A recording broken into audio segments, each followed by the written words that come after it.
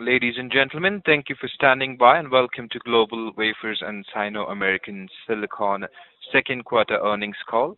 At this time, all participants are in listen-only mode. There will be a presentation followed by a question and answer session, at which time, if you wish to ask a question, you will need to press star 1 on your telephone.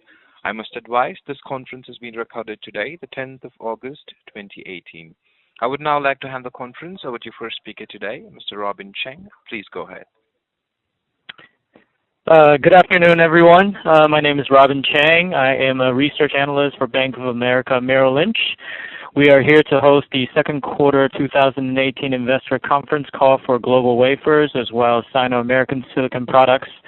It is an honor today to have Ms. Doris Hsu, the CEO and chairperson of Global Wafers and president of Sino-American. And we also have Mr. C.W. Lee, Vice President and spokesperson for both companies, here to provide update on recent results, as well as the outlook for both companies, as well as the industry. C.W. will first give a brief presentation of the financial performances for both companies for the recent quarter, and it will be followed by a Q&A session hosted by the CEO. Before we begin, please take a look at the disclaimer regarding Safe Harbor Notice on page 1 of both presentations. Now I will pass the floor to C.W. C.W., please go ahead. Okay, thank you. Thank you, Robin. And good afternoon, everyone. First of all, my name is C.W. Lee. I'm the spokesman of Global Wafers and Sino-American Silicon. So first of all, let me briefly explain the second quarter results for both companies. Please, if you have the slide, please turn to the page 2. So our second quarter revenue was 14 billion. It was a 10th consecutive growth. So we can say in the first half versus last year was a 28% growth. So you can say second quarter was the best, showing the best financial quarter result of GWC performance up to now. So EBITDA goes to 40%, is as good as 40%. It's also improved from first quarter 35%. And the EPS goes to $8 NT dollar. Is only, even in only single digit in second quarter already reached to $8. So first half reached to total 14.36. Total first half EPS already higher than whole year last year in 2017. And ROE already reached to 36%. That was the performance. I will briefly go over. So let's turn to page 3. Page 3, the second quarter revenue, as I mentioned, and gross margin goes to 37%, improved from first quarter as well. So we are very high confident that the level, the 1 quarter level growth will continue. And page 4, so EBITDA is showing first half in this year 37.7%, but actually in second quarter already reached to 40%. So the whole, or in the first half, already reached, also the second quarter was the best ever for the EBITDA record. And if we turn to the next page, the leverage ratio. If you compare with the fourth quarter last year and the second quarter this year, the bank's loan reduced from 14 billion to 8 billion. So it's and the cash flow and the total cash increased from 18.7 billion to 26.8 billion, increased a lot. Bank loan dropped 6 billion only within 6 months. Cash increased 8 billion within 6 months. And it's based on current operation, there is a very high possibility that bank's loan will reduce to 0 by end of this year. That is a very high possibility. So if you back to 2016 December, our bank's loan at that time was 28 billion at that time. So only 18 months we reduced to 8 billion. So we reduced a lot. 28 billion, yeah, we reduced. to 8 billion already, or almost reduced 20 billion within only 18 months. So move to next page, page 6. It was showing the dividend payout ratio and the EPS. So if you can see, our payout ratio was always very high. We always try to keep very high payout ratio policy, even in the future. There's no reason to change the policy, even we have even we have expansion. There's no impact to high payout ratio because we also have some prepayment for what we receive for future order as well. So you can say our payout ratio, the policy won't be changed. We'll keep the same. And page 7, the next page is showing also, as I mentioned, the operating performance 10th consecutive quarterly growth. Q2 showing the best ever result up to now. So we'll keep on hitting all-time high for all like revenue, gross margin, EBITDA. And our capacity is fully loaded and booked until 2020. So for now, all that means that all sites are fully loaded, all sites. So long-term contract, the current already extend to 2020 already. And some of them already extend to 2021, some customers. Even for some of them already start to talk about 2021 to 2025, even longer.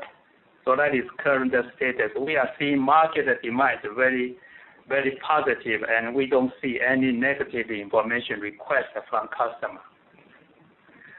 So next page, page 8 is a IS statement. So you can see revenue, as I mentioned, already increased a lot. We are created the 10th consecutive. Talking about the gross margin, if you check the revenue, QOQ we increased 458 million Taiwan dollars, 3.3% increase. The gross margin also we increased 284 million, 284 million Taiwan dollars. The gross margin only increased 0.8% because we have some inventory valuation in second quarter, and also we have some annual maintenance in Japan. That is one-off maintenance fee, and also we have offered some special incentive program for key talent for 300 millimeter project. Also we increased some salary bonus for the performance is good, the site. So this is the main reason the gross margin has some impact. Yes, and so the second half we believe at least will be equal or better than first half. We have confidence. That is no doubt. So move to next page in balance sheet.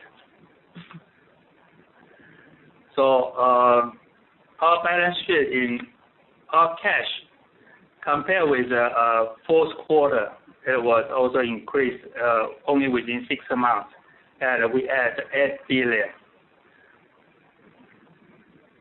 You can see the revenue increasing, but inventory dropped.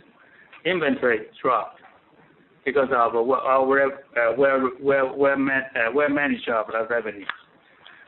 So inventory increased a lot of portion, including some finished goods or some material.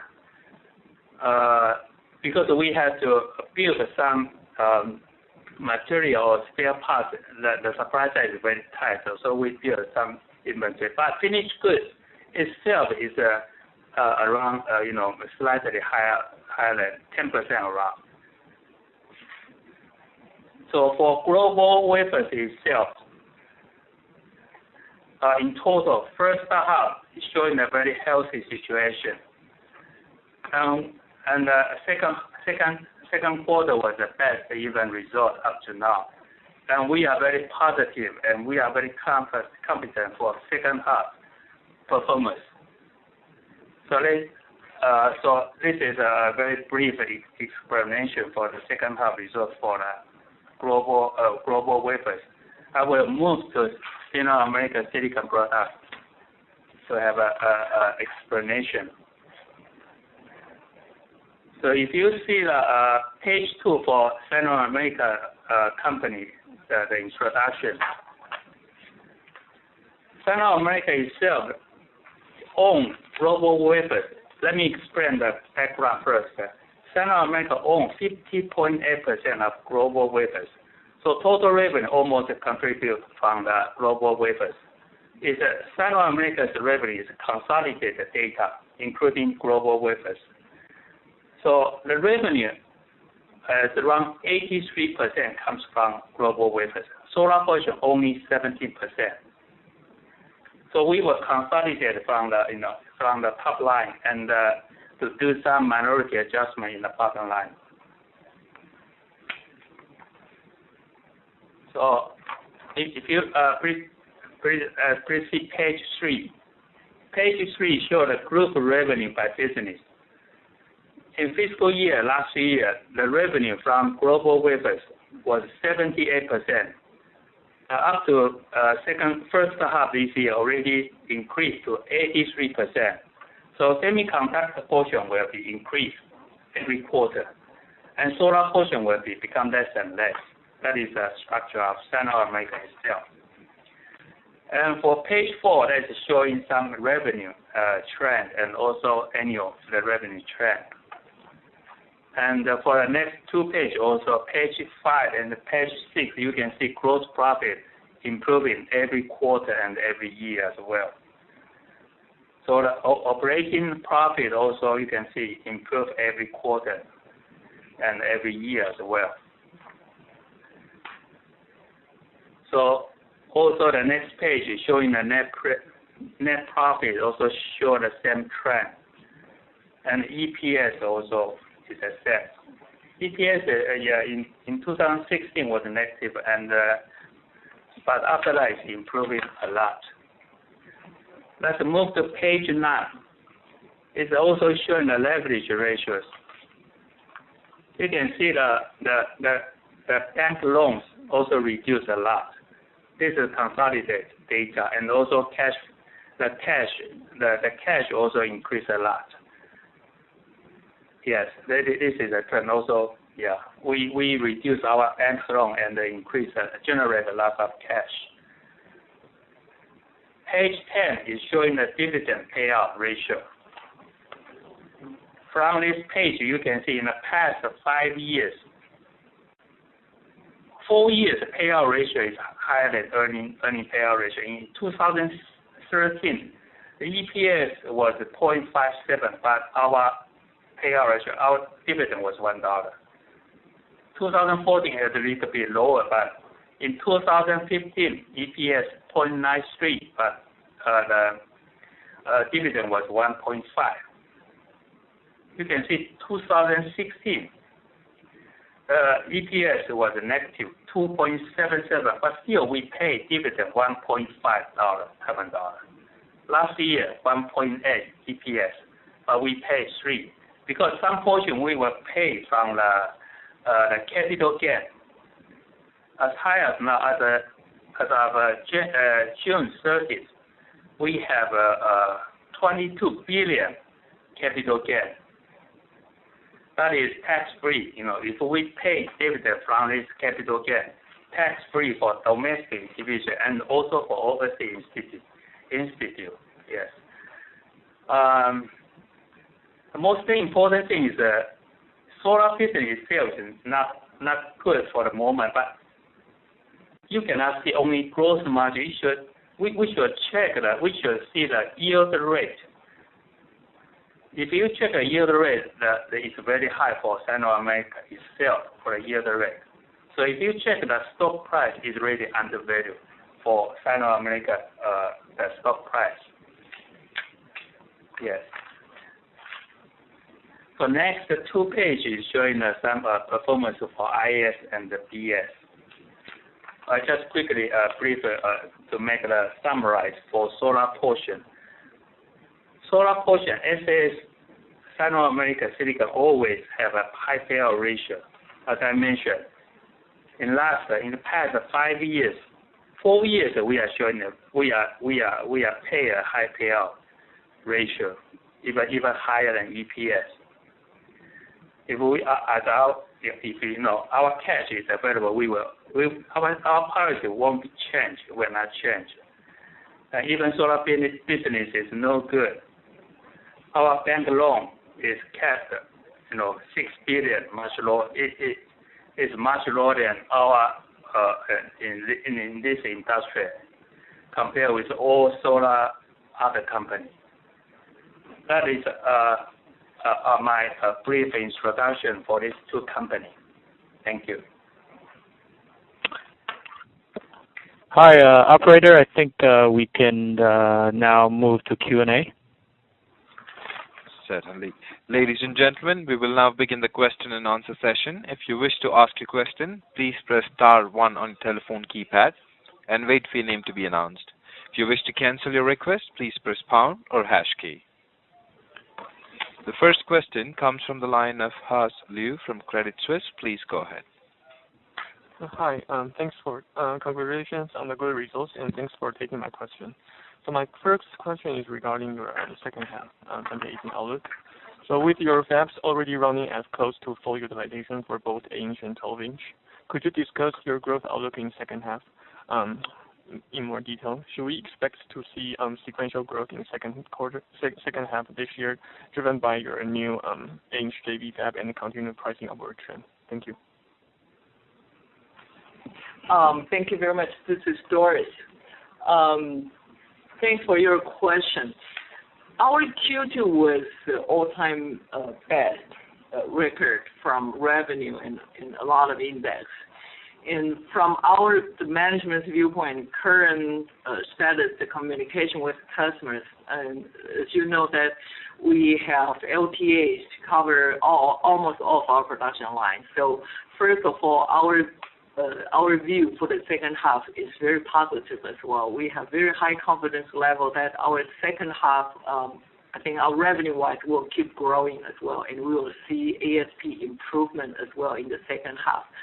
Maybe total shipment volume-wise, there will be no big increase because we didn't have any big expansion in the last 2 years. Even this year, we don't have any big expansion. We do have some debottlenecking, and the debottlenecking capacity started ramp up the shipment from this year a little bit increase gradually.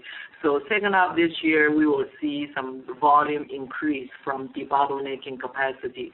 So you will see some volume increase, but not much because of no big expansion this year. And ASP, you will see some improvement. The only uncertainty for us right now is FX exchange rate.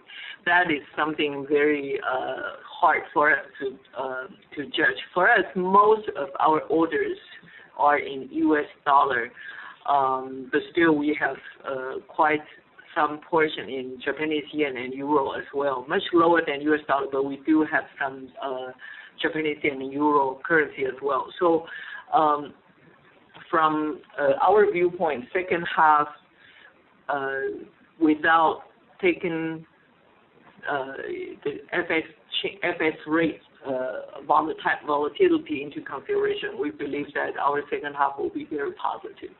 And as you know, that most of our operation is in Asia, so most of our cost is in Asian currencies.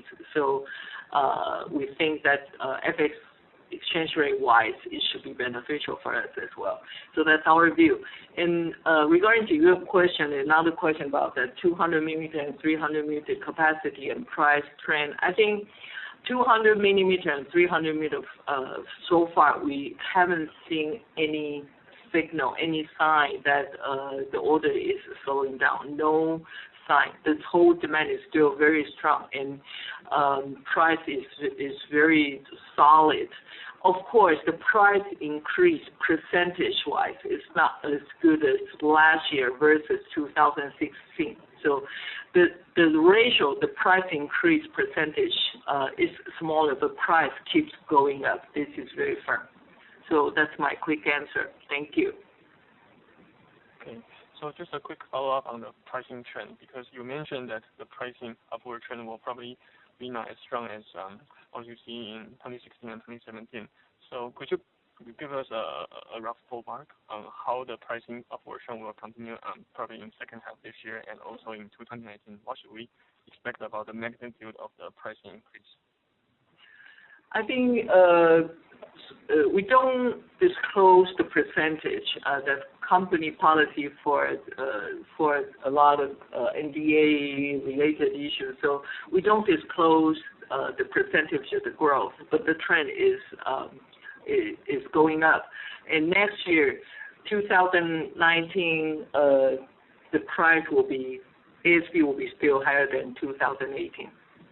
And that is very firm. And I apologize, we cannot disclose the percentage.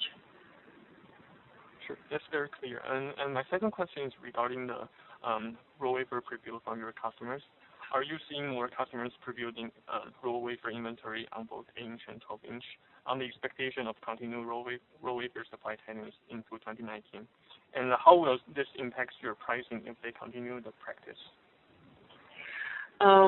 Actually, we see so far our customers' raw wafer inventory level is still quite healthy.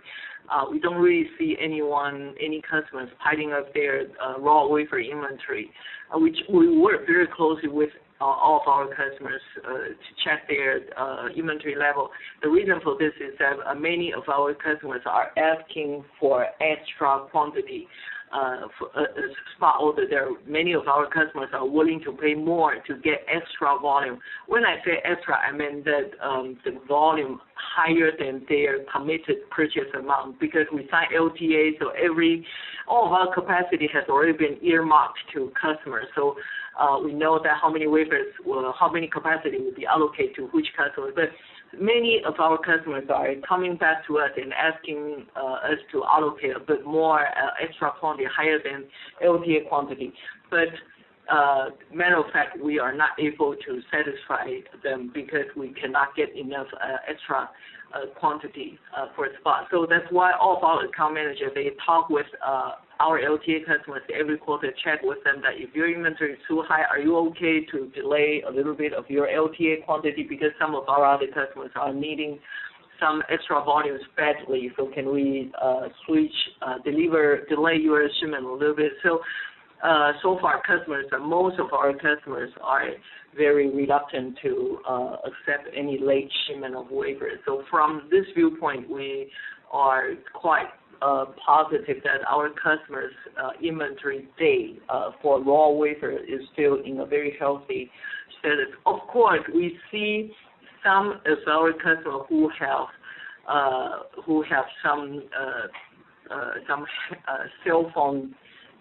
Some of their products are for some cell phone company, and their volume is not as big as their original expectation. So we do see some customers coming back to us and ask us to swap their product mix, but they are not willing to give up their capacity. That's what we are seeing. So our view is that the inventory level at our customer sites, the inventory level for raw wafer is still very healthy, and we don't see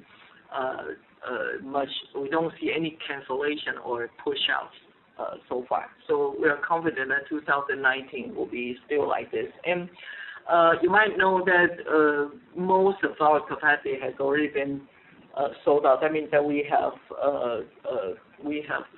very high certainty of our future price and utilization of our production lines. So we don't see much uncertainty on the order intake. So order demand-wise for us is quite stable. Thank you. Okay, thank you so much. Yeah, thank you so much. My last question is regarding just some clarification on the gross margin in second quarter. So there were some negative factors impacting gross margin improvement. So if we stripping out the maintenance expense in Japan and also the inventory reevaluation, what would be the normalized gross margin in 2Q18? Thank you. Yeah, the impact from, there were, I think CW covered that topic as well, that there were some factors, especially with the inventory valuation. This time we do have some big adjustment on inventory valuation. The reason is because of that the currency, many of our inventory is in different currencies. So end of every quarter we have to do the valuation of the inventory. And also, I think CW explained 3 reasons. And the total, if we normalize the impact, I think our gross margin should have been 1.4% better than what we presented to the public for Q2. Okay, thank you so much. Thank you. Thanks for your question.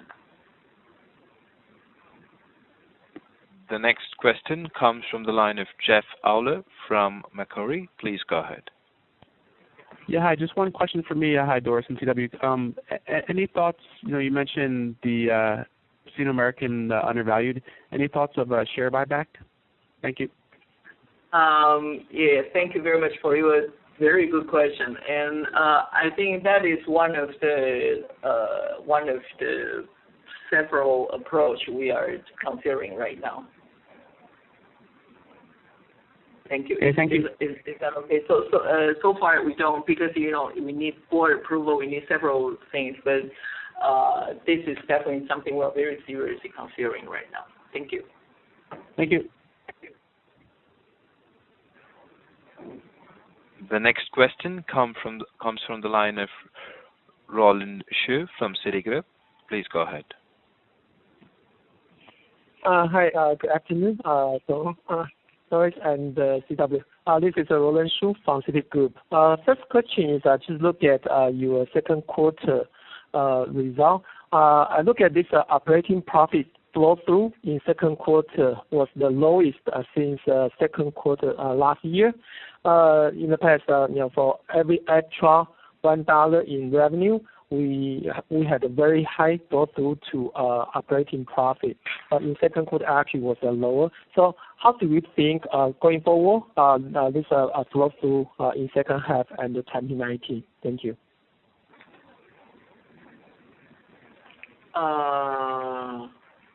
Yes, just a second. Yeah, I think our operating, again, I think for operating profit, so far our view is that it's very positive for the second half and also for 2019 as well. So can it go back to maybe first quarter or second or 4Q last year? For every $1, you probably have about 90 cents flow through to operating profit. Operating profit. Sorry, you're talking about Global Wafers, right, or SAS? Yes. Global Wafer. Sorry. Global Wafers operating profit. So our operating profit was 4.1 billion the second quarter, 3.9 Q1. So sorry, could you please repeat your question? What number do you want me to explain? I said in first quarter and also in 4Q last year, your flow through to operating profit was about 90%, but it declined to about 44% in second quarter. Just wondering, what kind of level it will recover in second half of 2019. I don't catch your point. Do you have a page number or it's? No, actually, I just look at my model. I just calculate the incremental revenue and also incremental operating profit. Look at the ratio of this incremental operating profit versus incremental revenue. You have very high percentage, and however in second quarter actually been declined to 44%. Just wondering, what will happen in second half? Yeah, there is nothing special happening, and I don't understand very well of your model. So if you don't mind, could you please email to CW or myself your question, and that'll be easier for me. I definitely will reply. So let me check the number, and I think I very clear answer. Sorry about that. Yeah, sorry about my question. Yeah. Okay. Second question is some of the foundries, they just said the wafer price in next year will be stable. However, now we are very confident say that our wafer ASP will increase next year. So can you help to explain why we have this two different view from your user and from yourself? Yeah. Thank you. Yeah, thank you very much. That is, thanks for the question. I think this is one of the most frequently asked questions for us. So thanks for giving us the opportunity to explain. I think, first of all, maybe our situation is a little bit different from other companies because our LTA coverage is higher than, maybe higher than the other peers company. We have very high LTA, with very high percentage of our capacity covered by LTA. So for those LTA, our LTA is a little bit, maybe a little bit different from others. Of course, I don't know how about other peers LTA, how they construct their LTAs, but our LTA is firm commitment on products and firm commitment on price. So there is no room, no plus minus certain percent. Our number, all of our LTAs are firm numbers with firm prepayment. So for us, I always made fun. I always joke my sales team that actually it's very easy for me to make 2019 financial forecast because I have the number, I have everything. The only thing I don't have is FX exchange rate. I don't know how to put the FX. So that's why I think that is why from GWC's viewpoint, it's much easier for us to estimate the ASP of next second half this year or even next year. The only uncertain part for me is FX. So and what about the other customers? Maybe because that our market share is just about 18%, worldwide market share 18%, and there's still 82% market share out there. And I don't know how about the other peers companies' contract. If they make their contract something like plus minus certain percent, then maybe they will think that maybe that will be flat or what. I have no idea about that. But the only comment I can say is that for GWC, we have much better visibility except FX. I think we have better visibility on our product mix and also the ASP. Yeah, thank you. Very clear. I think it's just one follow-up question. You said for all of your LTA with the firm commitment on product and also on price. So that means for your price actually will be fixed. So there's no way to adjust higher or lower for your price next year. That's correct. Am I right? Yeah.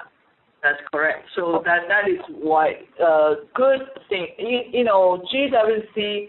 Our company culture is to be a trustworthy supplier and no opportunist. I don't want my company to be an opportunist company. That's our culture. So I know that fixed price, fixed volume, LTA, definitely pros and cons. Good thing is that when the market is softening a little bit, there may be, when everyone is suffering some price cuts, but for us, we have firm price. The bad thing is that if market price keep growing, price keep going upside like 20%, 30% more like 2017, then maybe we won't be able to enjoy that kind of crazy, aggressive price up like others if the market price really goes that way. So, but we have much higher certainty that we know that what kind of product, what kind of material we have to prepare, what kind of product, what kind of price, what kind of income we can expect. So yes, you are very right that because of the fixed price, because of the nature and the scheme of our LTA, when the price is really crazy high, we won't be able to enjoy the price up. And same as well, likewise, when the market gets softer, we are very safe because we have a fixed price LTA with prepayment. Understood. Okay, thank you. Thank you very much for your question. Thank you. The next question comes from the line of Sunny Lin. One moment. Sunny Lin.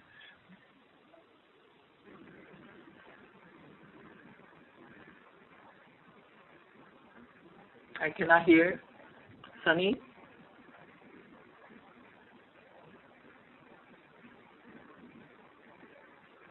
Sorry, I cannot hear. Hello, Sunny. I think Sunny's got some technical problem. I will open his line once again. Sunny Lin, your line is open now. You can ask your question.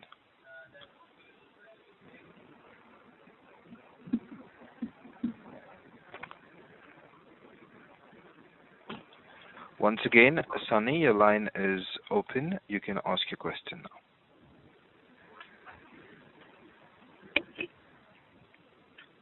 Excuse me. Lynn, your line is open. You can ask your question. Hello, can you hear me? Yes, I can hear you now. Thank you. Hi. Yes, sorry about the technical problems. So, hello, Doris and CW. Thank you for taking my question and congratulations on the good quarter. So, I have several follow-ups. Number one is still on gross margin. So, I know we have signed more long-term contracts for this year, which may only have price adjustment in Q1 and Q3. And so with that, I think that may be part of the reasons why the gross margin improvement in Q2 is more modest. But with that, when we're going into Q3, should we expect a more meaningful margin improvement in Q3 as what we have seen in Q1? Thank you. So this is the first question, right, Sunny? Yeah, that's the first part of my first question. First part of the first question. May I answer this part now first? Yeah, sure. Thank you, Sunny. Thanks. That's a very good question. I think let me explain a little bit about our Q2 gross margin being a little bit mild. I think except what CW explained, those factors. Another, of course, many of like Sunny, like what you said, that many of our orders are, price adjusted. The first half price A, the second half price of like 2-3%, something like this. Of course, this is one of the main reasons as well. But matter of fact, some of our Japanese customers, they do have a price improvement from Q2. Q2 is their first quarter of 2018, so we do have some price adjustment, price up in Q2 as well. Unfortunately, most of those customers who raise their price in Q2 are Japanese customers, so most of their orders are in Japanese yen. That means that when Japanese yen really become weaker, then it's difficult for us to show the real price up. So that's part of the reason that you cannot see a price up. But of course, Japan, except Japan, most of our customers do the price up in January and July. So in July, yes, we do see, we think that ASP should be better than the price improvement. ASP improvement should be better than what we have already seen for Q2 vs Q1. But again, currency maybe also will play some role here because euro now is so weak. So and Korean won is weak as well. But Japanese yen is much US dollar is much stronger. So from original currency's viewpoint, yes, Q3 ASP will be better than Q2, that's for sure. And the combination of the FX impact, we still have to calculate. Sure. So my second part of question on gross margin is if we think a bit longer term, does management have a target for structural gross margin for the whole company?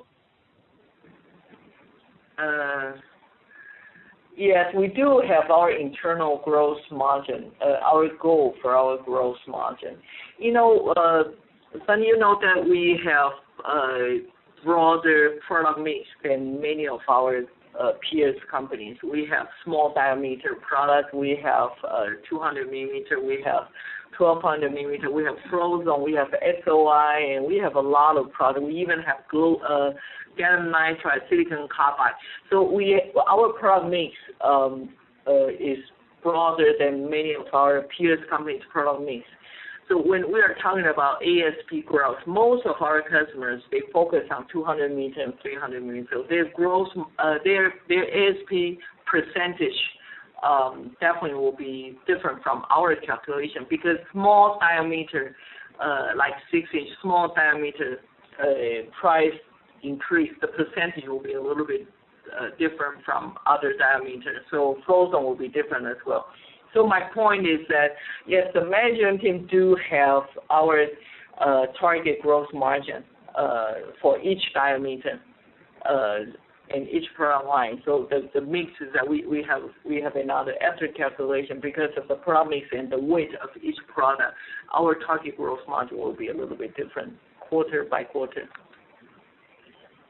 I see. But I'm not sure if you have any color to share. But if we look at the whole company, what kind of structural growth margin that you think will be sustainable?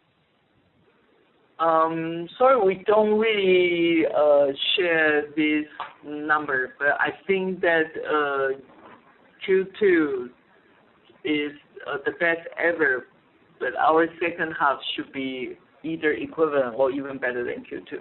That's our view. Got it. And my second question is regarding product mix. So as you just mentioned, GlobalWafers is now more diversified versus peers in terms of products and also in terms of product mix. So what's your view that how would that change in next 5 years? And if GlobalWafers want to penetrate into a more high-end product segments, what would be your advantage to compete with your peers?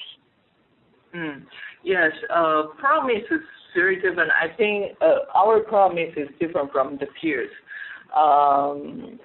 We will, in the next several years, I believe that our weight, our 300 millimeter weight will be higher, will be a little bit higher than today.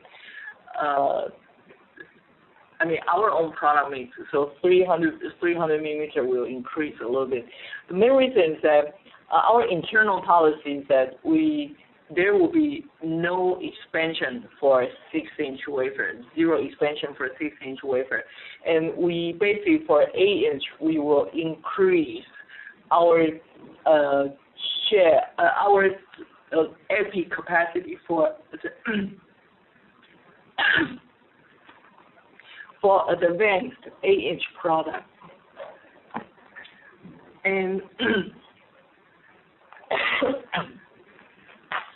sorry, and for 12-inch, we will 12-inch is I think our 12-inch is the smallest.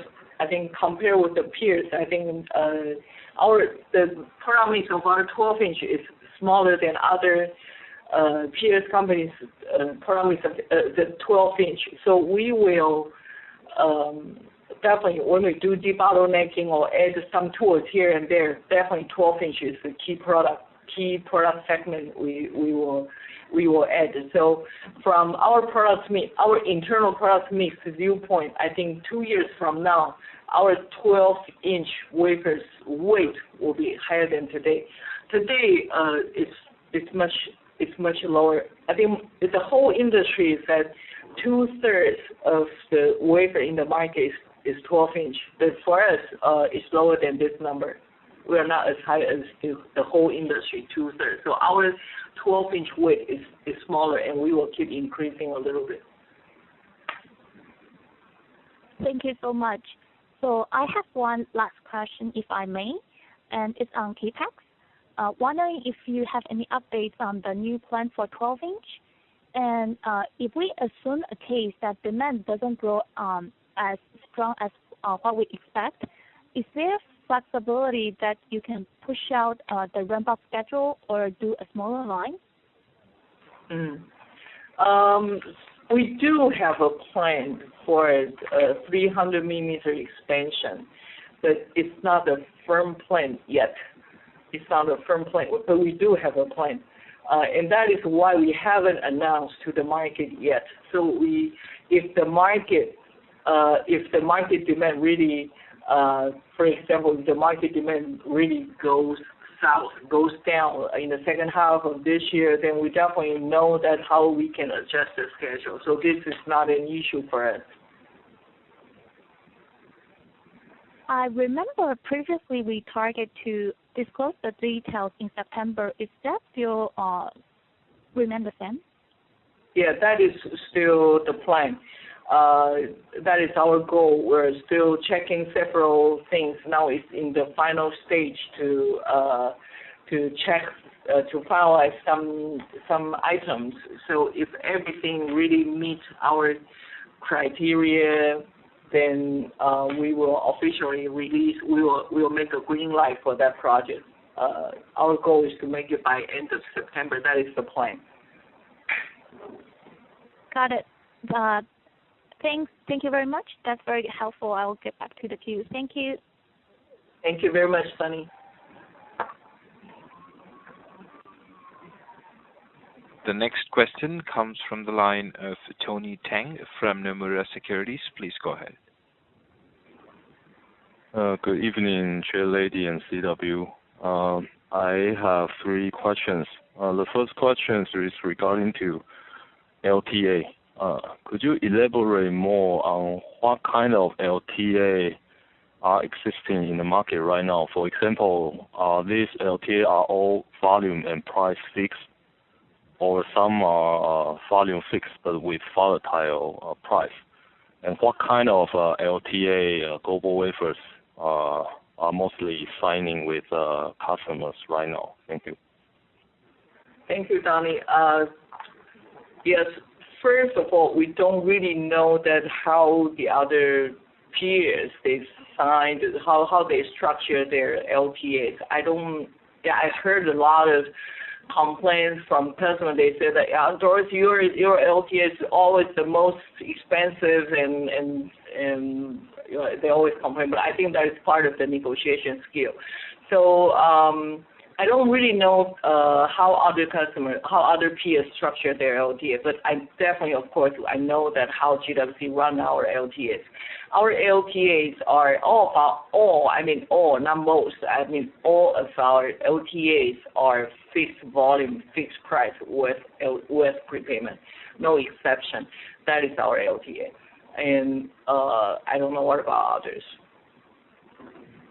So the follow-up question is, under what kind of conditions that client may change the LTA, or you can change the LTA with customers? I mean, as far as I know, some Japanese peers are quite regret they signed a not quite good price in the early days, and but I'm not sure whether it can be changed or not. And so, could you explain to us what is your view here? Yeah, I think all contracts, no matter how tight, how strong your contract binding is, I think if one party breached, then that is breached. Then you have to find a lot of ways, try to force the other party to execute the contract. But for all of the LTAs we have signed in place with all of our customers, the status is that firm quantity, firm price with prepayment. And it's kind of like that if you don't take the committed quantity, if you don't place the order as you committed in the LTA, then I can pocket your prepayment. So that, and I'm not talking about 1%, 2%, 3%, that kind of single-digit prepayment. I'm talking about a much bigger prepayment. So that is from customers' viewpoint. If they really walk away, then there will be a big chunk of prepayment, which we're going to, according to the contract, we can pocket the money. And another from our viewpoint, if the market price is really very, very good and we want to breach the contract, try to sell the wafer to a higher price, basically, of course, we can breach the contract and they can sue us. But that I can tell that GWC will never do things like that. Even the market price is 2x higher than our contract price. I think for us, reputation and commitment is very critical as well. So of course, for any contract, you definitely, when you breach, both parties go to the court and try to spend a lot of time on this, but that is not GWC way. So my one last follow-up on LTA. So you have mentioned about the pricing trend, at least for GWC, is like in second half the price will trend up, and so as well as next year. But how about 2020 and 2021? Because most of the peers are negotiating a long-term contract with customers for 2021 orders. So could you tell us what kind of pricing trend for 2020 or 2021? Thank you. Thank you, Donnie. That's a very critical question as well. We think that for current status is that we are not doing any 2020 contract anymore because it's already done. So we are working on a lot of, some are extension from 2020 to 2021. So we are working on some extension LTA, and meanwhile we are working on some new LTA for 2021 to 2025. So we do have some 2021 to 2025 forecast LTAs at the price equivalent to 2020 Q4 price. So some of the price are flat for 2021, flat price at 2020 Q4. And some of the price are a little bit higher than 2020 Q4. The reason that the conditions, the price gap is different is because some of the products are, the price from the very beginning. For example, some of the contracts were signed earlier, means that first half of 2017, and those price, we feel that those prices are not high enough from current viewpoint. So then, even when they come back to us and talking about 2021 to 2025, we ask them to raise the price. So that's what we are doing. So so there are only two different conditions. One is to keep the same price as 2020, Q4 2020 for 2021 to 2025. This is model one, and model two is make the 2021 to 2025 price higher, even higher than Q4 2020. There is no LTA so far, zero LTA, which is at the price lower than 2021. That means that we don't have any new LTA trending down the price at all, either flat or trend up. So basically, 2020 price should be still higher than 2019, just with the lower magnitude, right? Yeah, that's definitely sure. That's definitely sure. Okay, sorry for the long first part question, and my second part question is regarding to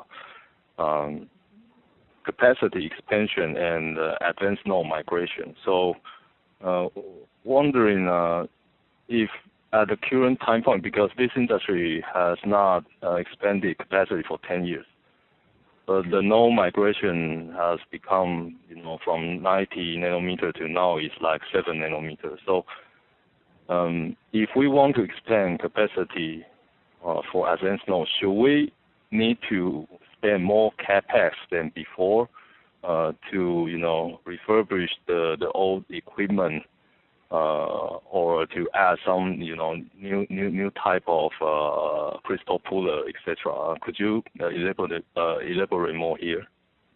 Yes, yes, you are very right. I think for any capacity expansion plan for GWC, the only the reason I will approve any expansion plan is that 3 conditions have to be met. And those 3 conditions are price has to be right, and it has to be for advanced product, and also I need very firm and 6+ months commitment. So, and definitely I'm not going to expand anything for legend product. So for advanced product, because our expansion will be for advanced product. So yes, you are right that the capex definitely have to be higher than original, higher than, if you have some calculation in the past, I think it has to be a little bit higher if we made the expansion on a green field. But a good thing is that because of the acquisition of Edison Semi, we do have a lot of production sites, and many of the sites have some land and space available. Of course, those conditions is not as good. It's not good enough to support some advanced node production condition. So we have to do a lot of upgrade on the whole facility design, clean room status design, and we have to buy our new tools. We either have to retrofit or upgrade our new tools, or buy new tools with advanced features. Basically, for now, we don't really upgrade our existing tools because all the existing tools are fully loaded. So it's impossible for us to stop any existing tools and make some retrofit and for advanced products. So the way we will have to do, if we really have a green light for the expansion, then the only way for us to do is to buy new advanced tools. For example, we have to buy new pullers with superconductive magnet field for advanced products, and a lot of most advanced inspection tools as well. So the capex will be higher than the ordinary or the historical capex data a little bit. But a good thing is that because we have we don't really have to do make a 100% greenfield, that kind of expansion. So that's quick money as well. Yeah, a quick follow-up is wondering if you have any idea or you can quantify the difference of the capex and output between, mature, the wafer for mature nodes and the wafer for advanced wafer. For example, maybe 14 nanometer versus 7 nanometer. What kind of capex difference would be, and what kind of output difference would be? I think from apple-to-apple viewpoint, that means that if we don't count the land, you don't count the building construction, only clean room and tools, I think the cost will be somewhere, cost versus productivity, I think will be somewhere around 15 to 20% higher for advanced nodes. The whole clean room status has to be different, and a lot of tool status, tool condition, tools price are much higher than ordinary ones, and also the productivity is much lower than ordinary the legend products.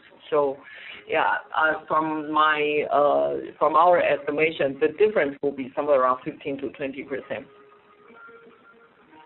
Okay, sorry.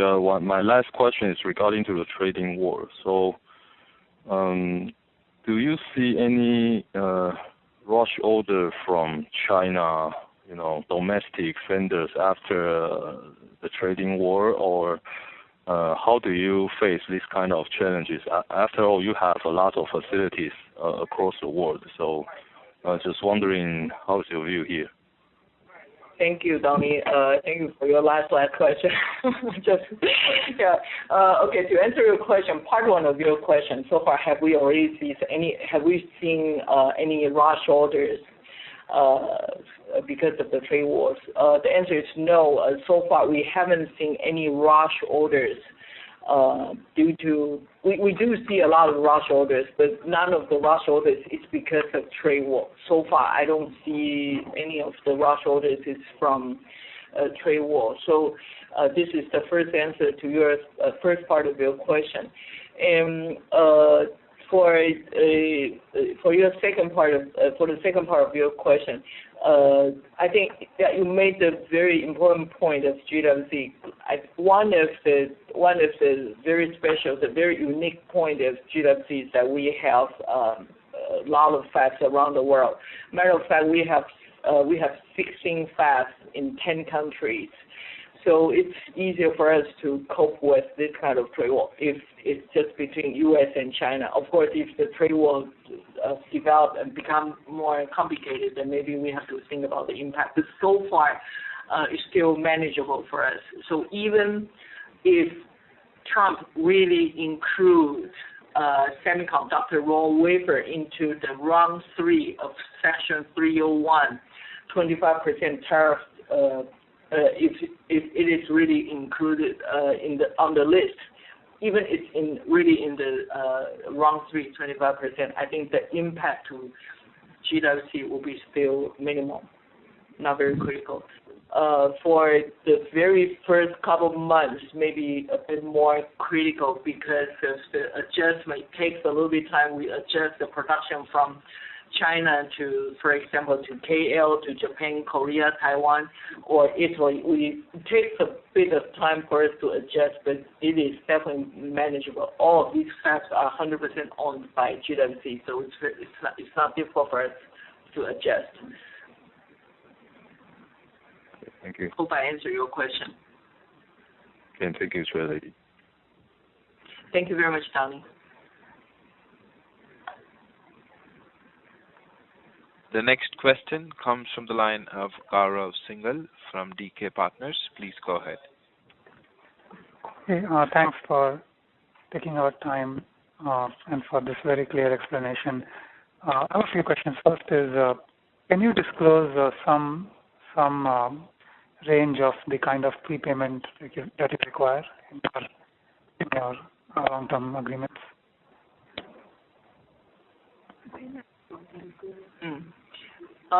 If you're talking about the total amount of the long-term agreement, I think you can check our balance sheet. We do have as of end of June, we do have a amount. Do you want me to read the number to you, or? It's okay. I'll check it. Yeah, that's quite helpful. Please, thank you.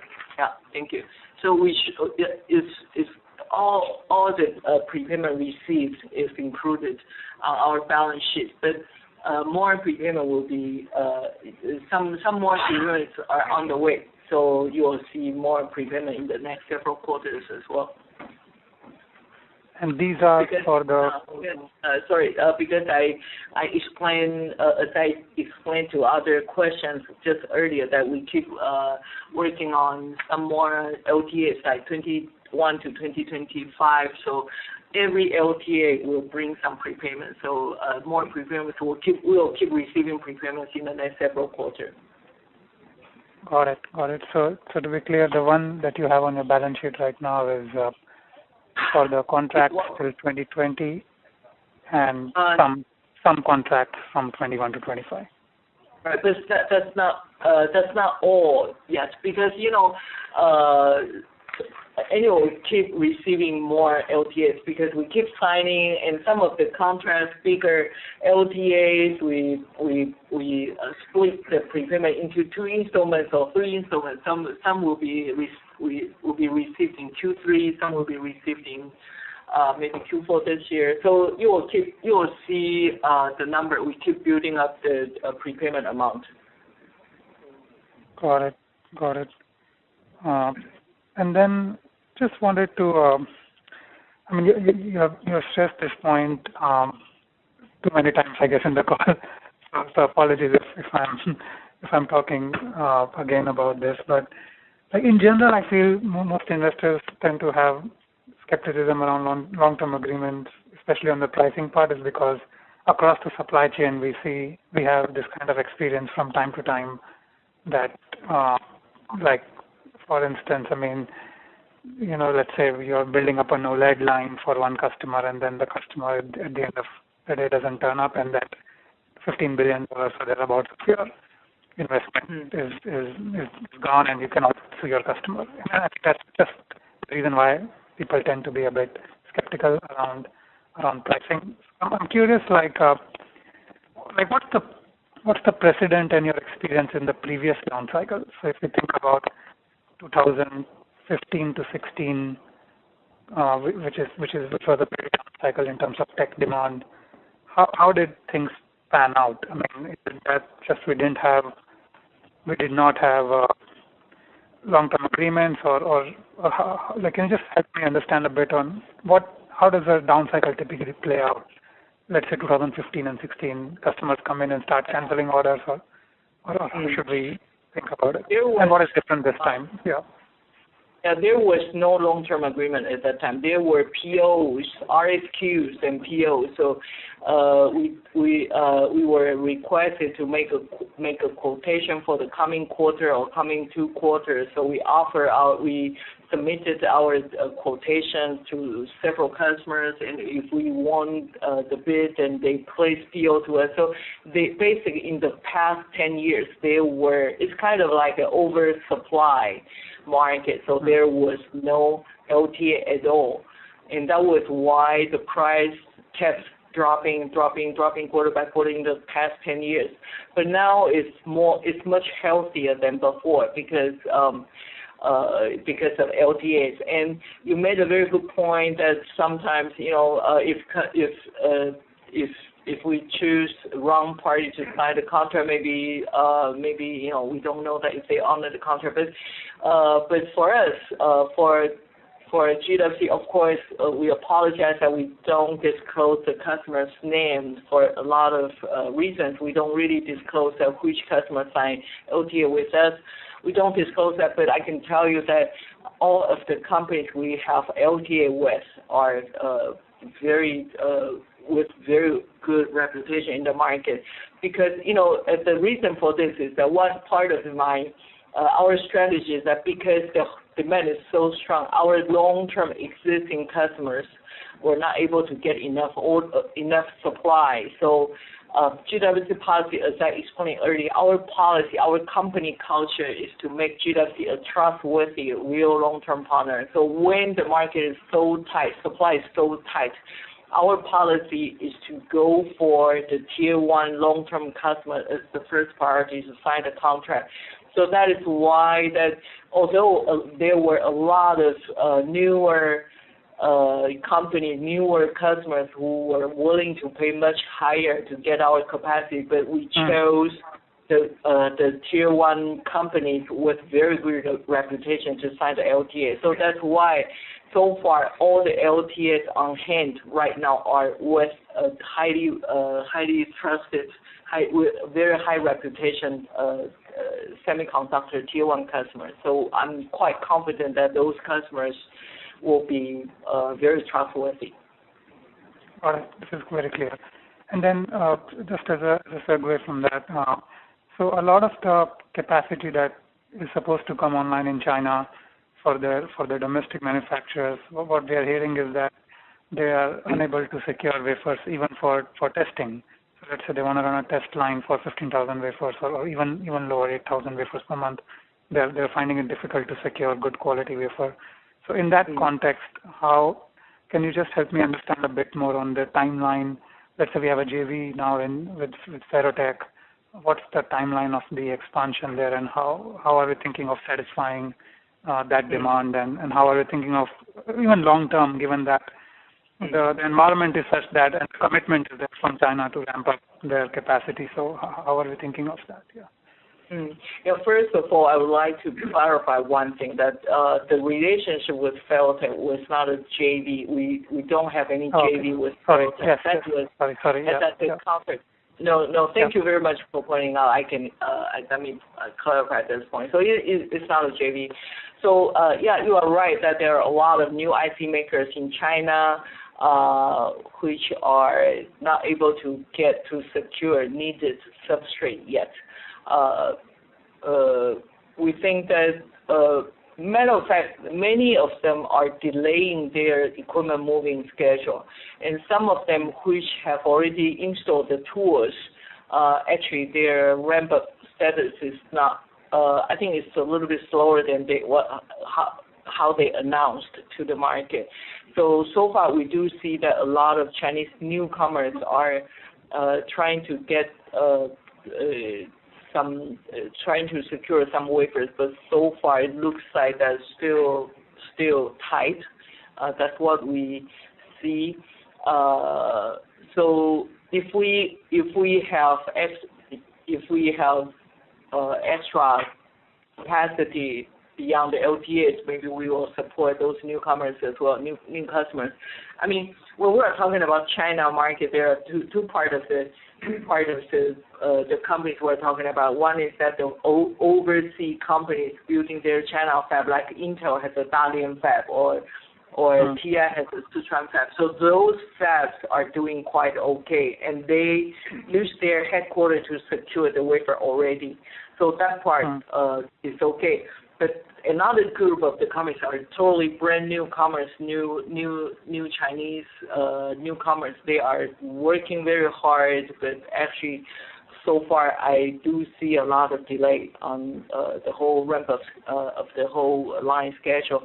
I think that in China, of course, China have some new wafer company, raw wafer company as well, and some are trying to ramp up. Some are still under construction. I think they eventually will be able to produce wafers, but it takes a little bit, takes some time. It will take some time. So for test monitor wafer, maybe Chinese new IC maker, maybe they can get some test monitor wafers from new companies in China as well, new wafer companies in China. And that's an interesting point. Yeah. Sorry, go on. If we do have extra capacity, I'll be more than happy to support those Chinese newcomers as well. Yep. And how do you view the capability of some of these competitors that are coming up in China on the wafer side, and especially because I'm asking because generally I would not even have considered asking this question for at least a few years, but one foundry company told me that they are like testing and evaluating wafers from in particular one company in China. So, but just curious to see to hear your thoughts on how's the competitive landscape. Do you see that as a threat, and how do you view that? I think if we are talking about 12-inch, I think it takes some time. Xing is the only, exactly. Yeah, so the others are, I think, it's a little bit too early to judge their performance. Xing, they started much earlier than other companies. But please let me explain a little bit about the wafer, the value of wafer. I think it's a little bit different from solar wafer or LED sapphire wafer. For silicon wafer, silicon raw wafer, a 12-inch silicon wafer's weight versus our IC makers, our foundry customers' total COGS, actually the value of a 300 millimeter is just about single digit of our customers' COGS. So it's a very cost-wise, it's a very small piece of a small component of their COGS. So for our customer, what they really want is a very consistent yield, consistent, good quality, and supply very stable. They prefer that kind of wafer supply better than a newcomer with a very aggressive price, because the total saving, even they cut down the price by 30%, but that will be translated to our customer 0.something% total benefit. But if the yield is 2% lower, then especially for advanced nodes, for below 10 or even for 14, 15 nanometer, I think any 1% yield difference, 2% yield difference, that is expensive for our customer. So my viewpoint is that as long as that existing silicon wafer suppliers are able to supply enough wafers with good quality, consistent quality, and consistent, very stable supply to our customer, to all of those IC makers, foundries, I think those IC makers and founders will be they definitely will be lower the priority to allocate resources to qualify those new wafer companies. That's my view. Now, the reason that they are very willing to try new wafer source is because that they are not able to get very strong commitment from existing wafer suppliers to have a stable supply. So that's my view. So I think China, because of a lot of financial support from government, a lot of government policy, I believe that China definitely there are a lot of talents in China as well. So definitely China eventually they will make it. They will have wafer companies. They will have IC companies. But the whole semiconductor industry, this ecosystem, the whole company has been established in the last 60 years. You know, we acquired Sun Edison. 2 years ago, we acquired Sun Edison. But you know that MEMC was established in 1959. So next year is MEMC's 60th anniversary. So the whole semiconductor industry is this kind of age. So, and our GWC, our Japan fab, also they were established in 1963. So very soon they will be 60 years old company as well. Xinye, Sunko, all of these companies are very old. These existing companies, they build IPs, they build know-how, they build very good. A lot of ecosystem. I think the whole ecosystem does count. So it's not that easy, but China definitely will make it. Takes time though. Just one last question. I mean, so you mentioned the return on equity in your presentation, but I guess your return on equity is difficult for me to use as a benchmark because your equity base is kind of a lot of it is due to M&A and not, and it depends a lot on the price rather than building organically. But if you think about when you sign the contract, especially for the 21 to 25 capacity expansion related contract, what kind of return on invested capital do you have in mind, or how should we think about that? First of all, you are very right that GWC is very different from the peers. That most of our peers companies, they do their growth by organic, but we do our growth is mainly from M&A. So our ROE is different from others. That is very true. And for our new expansion, basically for our 2021 to 2025, if we are talking about existing capacity, then definitely ROE will be, or ROE or ROA should be very close to what you are seeing today. But if we are talking about new capacity, that will be not as good as what we are seeing now. That's for sure. Because a lot of new capacities. But so far, because we haven't really we haven't announced the expansion yet. So sorry that for now I am not able to disclose the number yet. Sorry about that. But it definitely will be not as good as our existing capacity. That is definitely for sure. But please understand that even we have any expansion, a very important point is that we don't have to raise our capital, and because we will have very high prepayment and strong commitment from customers. So what I can say is that from ROE, return on equity viewpoint, I think basically the point is that our assets will have a lot of maybe we need to buy some extra new assets. But a very important point is that our EPS will remain quite healthy because capital is same, but revenue increase and total gross margin amount will also increase, and net operation income amount will increase. Maybe depreciation will be a little bit higher, but EPS-wise, I think will be still strong. That's our view. So just one last question before. So I'll have a look at the balance sheet to look at the prepayment amount, but can you give me some rough sense of, as a percentage of the gross commitment when you sign the LTA, what should the prepayments be typically like? The prepayment percentage is that, sorry that we don't disclose this number. Percentage. Okay. Maybe some range? maybe some range if possible? Like, is it in the 20-30% range or 60-70% range? Sorry, we don't comment on this part. Sorry about that. Okay, no worries. Okay, this is very helpful. Thank you. Thank you very much. Thank you very much for your question. Thank you. Thank you. The next question comes from the line of Sebastian Hao from CLSA. Please go ahead. Oh, hi. Good afternoon. Finally.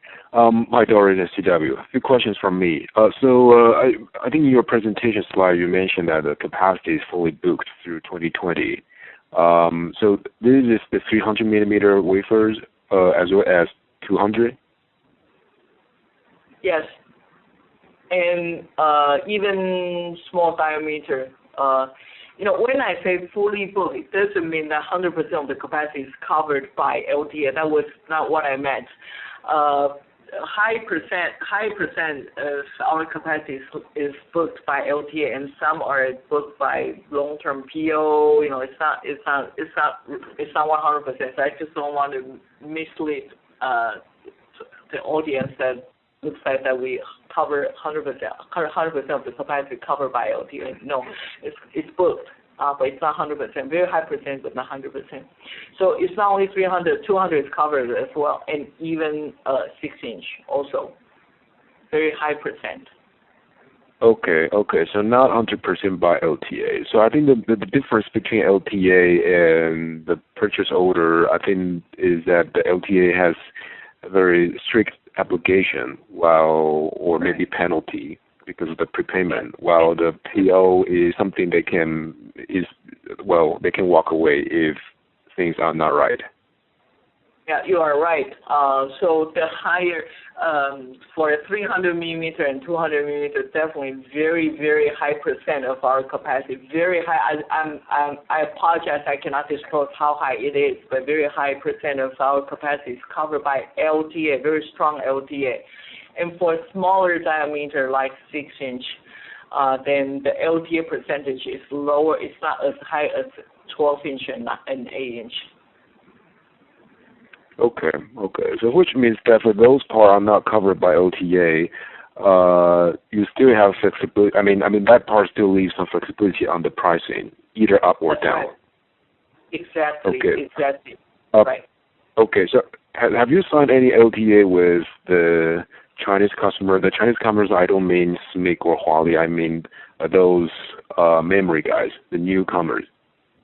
No. Not yet. So you're still evaluating. You're still evaluating them. Yeah, not really. The reason is that, as I explained earlier, I just intentionally prioritize those existing partners because of the whole market the supply was so tight. So I intentionally try to support those long-term customers first. I wish if we had more capacity, I wish I could support those new customers as well. But I was not able to do so because capacity is limited, and those long-term partners, their demand is very strong. So I gave our sales team the priority is that long-term partner comes first. We serve them first. So that was why I was not able to sign any LTA with those newcomers. I wish I could, but we don't have any capacity left. We do have some open capacity, but I want to keep some flexibility just in case as the market goes up, then I can enjoy some price up as well. Got it. So earlier, Doris, you explained the two conditions on the contract starting from 2021 to 2025. So those contracts that you are negotiating right now is based on the existing capacity you have, or based on the potentially newly expanded one? Both. Okay. So can I assume that for those? One of the conditions you mentioned is that the contract of price will probably be flat compared to 2020. Those should be only applying to the existing capacity, right? Existing capacity, that's correct. And for the new capacity, definitely price has to be much higher. Right, much higher. What I try to get right now is that you earlier mentioned that the price will continue to go up through 2020, but the increased magnitude will get smaller, which we all understand the reason.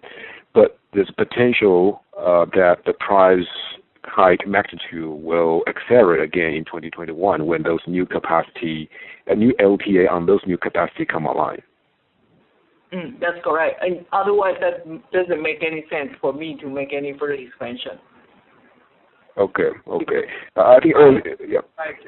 If the price is not much better than existing capacity, then no point for me to sign a new contract to make any further expansion. Right.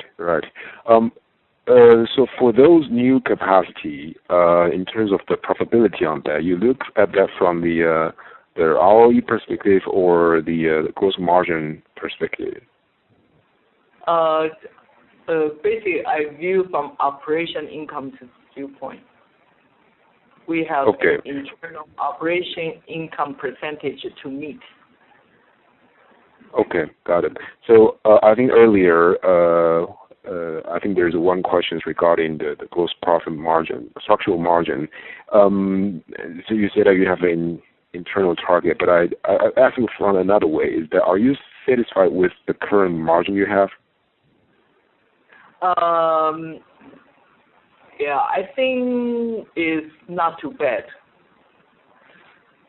Not too bad, but not at the not ideal yet. Not ideal yet, but it's definitely not too bad. Not ideal yet. It should be. Yeah, we internally have a number, but I'm very hesitant to disclose the number. You are very right. I think now it's very. I explained that we should have been, if we normalized those one-off things, it should have been 1.4% higher than what we are seeing today. With that part, I think it's a little bit closer to my target. Oh, okay. Got it. Thanks for that.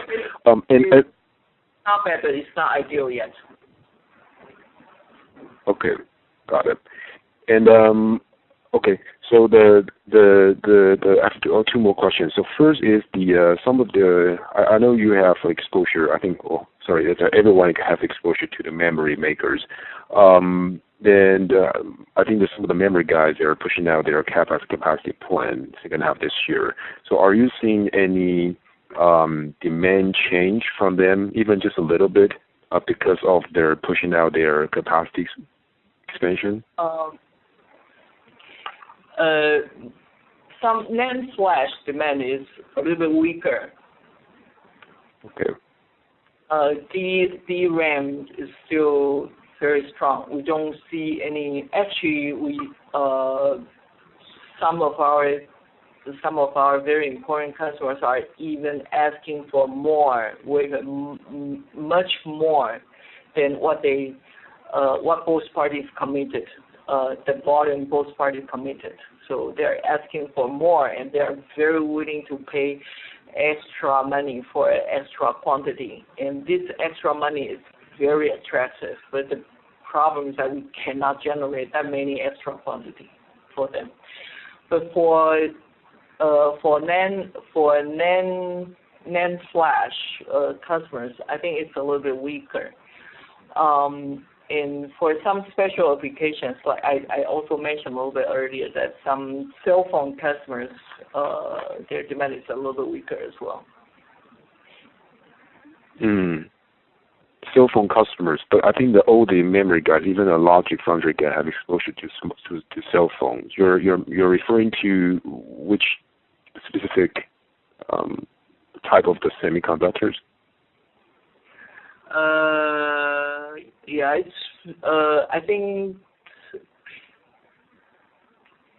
cell phone related. I think it's very hard to identify that which.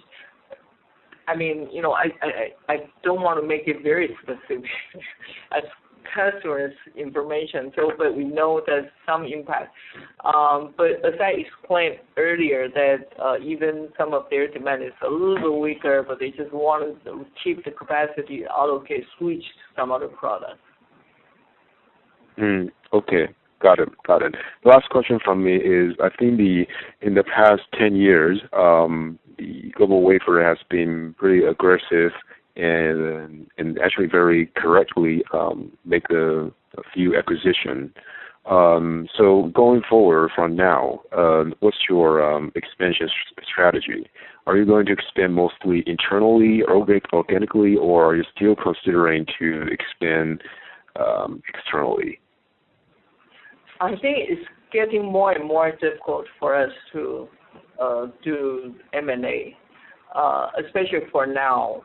But if we're talking about a longer term strategy, I think we keep our eyes open on any potential M&A opportunities, and meanwhile, same as what we did in the last 10 years, that we always have a task force team to think about how to organically grow our products. So we will still keep doing two things. In the last 10 years, we did have our internal organic growth as well, and we had the M&A as well. So we did have both.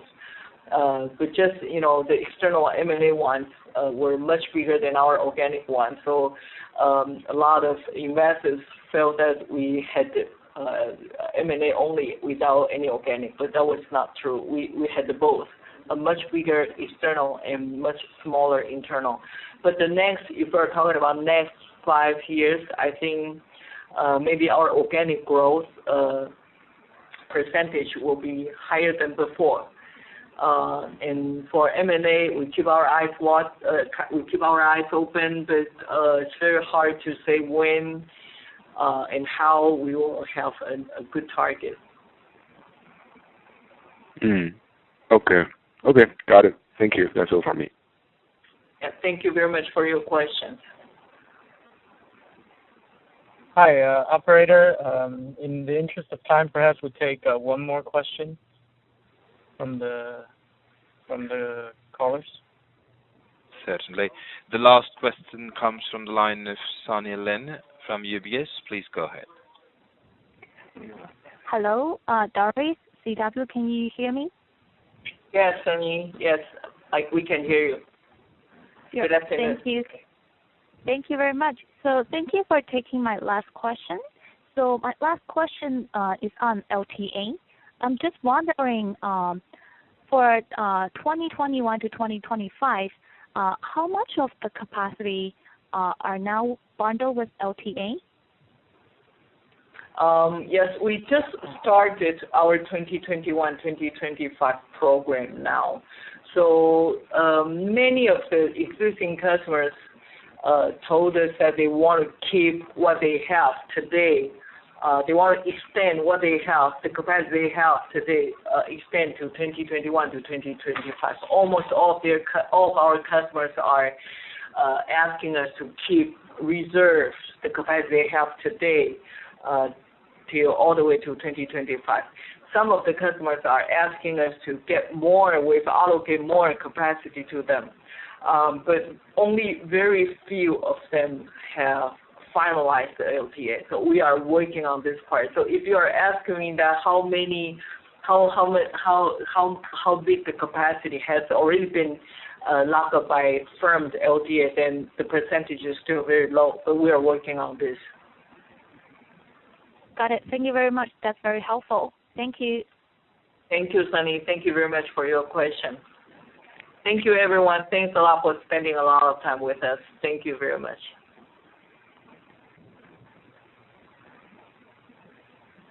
Ladies and Thank gentlemen, you. that concludes our conference for today. Thank you for participating. You may all disconnect your lines now. Thank you. Thank you.